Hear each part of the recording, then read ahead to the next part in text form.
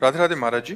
महाराज जी, आज से 3 वर्ष पूर्व जीवन में एक भारी विपत्ति आई जिससे हम निकल नहीं पा रहे थे। फिर शिव जी की कृपा से आप हमारे जीवन में आए, उन्हीं की कृपा से आज हम आपके समक्ष बैठे हैं। महाराज जी, इस संसार में हर प्राणी के जन्म एवं मृत्यु की तिथि एवं समय विधाता ने पहले ही रच रखा है। फिर यदि कोई आत्महानि करता है तो बहुत इसे दुर्गति पाप होती है, क्यों मानते हैं? बहुत दुर्गति होती है। क्यों?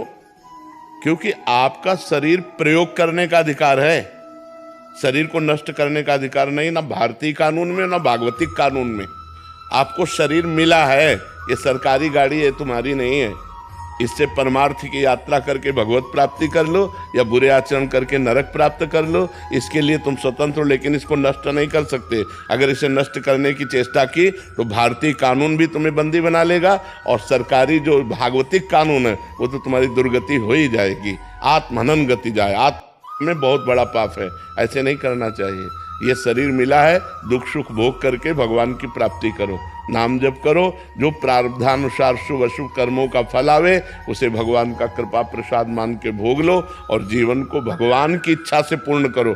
अपनी इच्छा से पूर्ण करोगे तो आत्महत्या मानी जाएगी।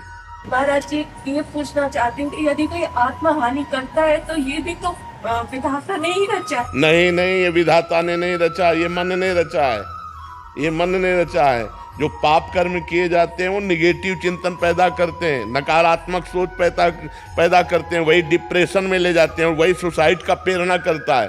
आप गुप्त रूप से पाप करते रहो, आपका मन ही आपको दंड देगा, आपका मन ही बोलेगा फांसी लगा लो, आपका मन ही कहेगा गोली मार लो, आपका मन ही कहेगा जहर खा लो, आपका मन ही कहेगा रेल की पटरी में लेट जाओ, क्योंकि तुमने पाप कर्म किया। पाप कर्म के कारण तुम्हारी आयु क्षीण हो गई और वो अधोगति को प्राप्त हो रहा है। ये भागवतिक विधान नहीं होता, अकाल मृत्यु भागवतिक विधान नहीं होता, आत्मा भागवतिक विधान नहीं होता। ये हमारे कर्मों का विशेष फल होता है। कोई महान अपराध, महत अपराध बन गया जिससे आत्मा का योग लगा।